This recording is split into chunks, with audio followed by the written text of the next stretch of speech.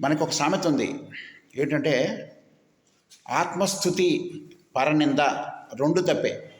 అంటే మనల్ని మనం పొగుడుకోవటం, ఇతరులను తిట్టడం, ఈ రెండు కూడా అత్యంత దారుణమైన విషయాలు. శాస్త్రం ఒప్పుకోదు అసలు దీన్ని.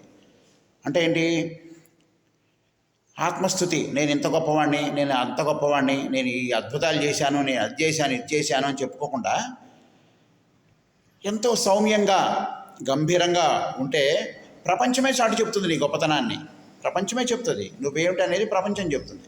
నిన్ను నువ్వు చెప్పుకోక్కర్లేదు, నీ గొప్పలు నువ్వు చెప్పుకోక్కర్లేదు.